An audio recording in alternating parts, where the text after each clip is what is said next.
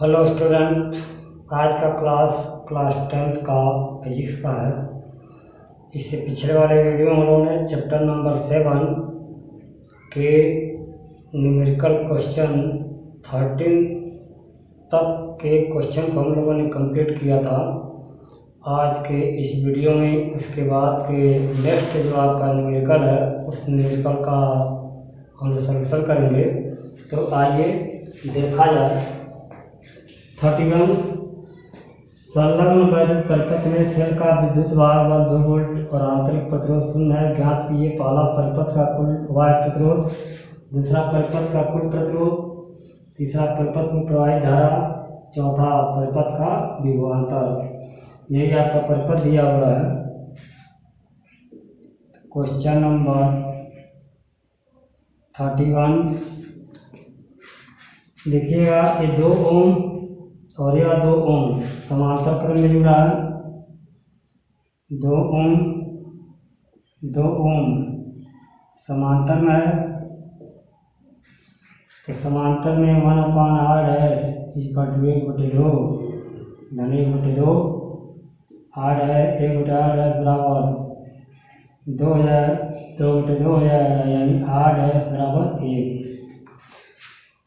1 ओम। यह दोनों मिलकर हो गया। और यह 1 ओम और यह 3 ओम आप लिखेंगे r व 3 ओम श्रेणी में जुटा है, इसलिए r बराबर का आ जाएगा 1 धन 3, r बराबर कितना जाएगा 4 ओम। ये आपका पहला हो गया परिपथ का कुल वाह्य प्रतिरोध, यही वाह्य प्रतिरोध हो जाएगा। पहला आंसर हो गया। दूसरा परिपथ का कुल प्रतिरोध, तो फर्स्ट हो गया जानिए, तो कुल प्रतिरोध निकालेंगे। स्मॉल r धन कैपिटल R। स्मॉल r आपका 0 है, धन कैपिटल R कितना रहेगा 4 ओम।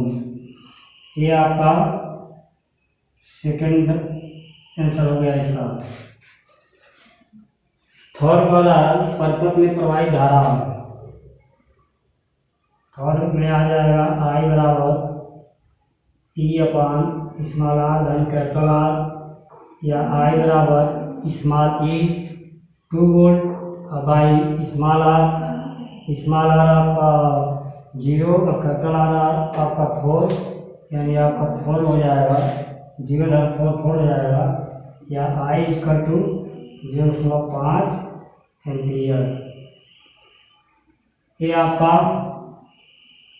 ये थर्ड हो गया। फोर्थ देखिए परिपथ का विभवांतर। अब इसके बाद यहाँ पर 4 आपका आ जाएगा परिपथ का विभवांतर V बराबर IR, या V बराबर I का मान 0.5, R का मान आपका 4 है, तो V बराबर 4/20 यानी 2 वोल्ट हो जाएगा। ये आपका पहला होगा, ये आपका दूसरा होगा, ये आपका तीसरा होगा, ये आपका चौथा होगा। इस प्रकार ये 31 जो आपका क्वेश्चन है, इस 31 क्वेश्चन का एक कंप्लीट सॉल्यूशन हुआ। इसके बाद देखिए 32 निम्नांकित परिपथ में सेल का आंतरिक प्रतिरोध 4 ओम है। ज्ञात कीजिए पहला संपूर्ण वाह्य प्रतिरोध, दूसरा संपूर्ण प्रतिरोध, तीसरा परिपथ में बहने वाली धारा, चौथा परिपथ का विभवांतर।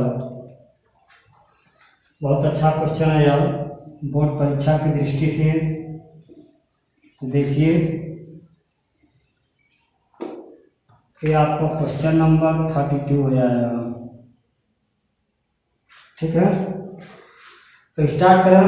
ये 5 ओम और यह 5 ओम समांतर जुटा 5 ओम और 5 ओम इसमें जुटा है समांतर में, तो 1/r डैश इक्वल टू 1/5 धन 1/5, या r डैश बराबर कितना जाएगा 2.5, यानी 2/5 होगा, तो 5/2 हो जाएगा R डैश, यानी यह जो हुआ 2.5 हुआ। इसका एक रन दिया गया तो फिर 4 ओम और 4 ओम आप लिखेंगे 4 ओम और 4 ओम किससे जुटा है? श्रेणी में। तो 1/R double dash equal to क्या हो जाएगा? 4 धन 4 R1 धन R2 R double dash equal to 8 ohm, यानी ये दोनों मिलकर श्रेणी में जुटा 8 ओम हुआ। और यह 8 ओम है यानी R डबल डैश देखिएगा 8 ओम किसमें जुटा है? समांतर में। समांतर हो जाएगा 1/8 ट्रिपल डैश बराबर 1/8 धन 1/8, यानी R triple dash equal to 2/8 यानी 4 हो जाएगा। अब देखिएगा यह R डैश, यह 2 ओम, यह आपका दोनों मिलकर क्या हुआ? R ट्रिपल डैश और यह 2.5 ओम किसमें जुटा है? श्रेणी में। श्रेणी में जुटा है तो तुल्य प्रतिरोध R1 का होगा R1 R डैश धन 2 ओम धन R ट्रिपल डैश धन 2.5 ओम। R डैश कितना आया है? 2.5 ओम धन 2 ओम धन R ट्रिपल डैश आपका 4 ओम धन 2.5, तो 2.5 जाएगा 5 7 4 11, यानी R बराबर 11 ओम। ये आपका पहला होगा, ये जो रिजल्ट होगा पहला होगा संपूर्ण वायु प्रतिरोध हुआ। दूसरा देखिए, इसका दूसरा पार्ट परिपथ का संपूर्ण प्रतिरोध, यानी संपूर्ण प्रतिरोध बराबर हो जाएगा स्मॉल r धन कैपिटल R। स्मॉल r आपका कितना है? 4 ओम धन कैपिटल R कितना है? 11 4 15 ओम। ये आपका दूसरा हो गया, ठीक है। तीसरा देखिए परिपथ में बहने वाली धारा। तीसरा आपका परिपथ में बहने वाली धारा, तो जानते हैं I बराबर E अपान स्मॉल r धन कैपिटल R। I बराबर E 15 बटे स्मॉल r 4 धन 11। देखिएगा यहाँ पर आपका 4 है और ये आपका 11। I बराबर कितना हो जाएगा? 15 बटे 11 4 15, तो I बराबर 1 एम्पीयर। ये आपका थर्ड पार्ट हुआ।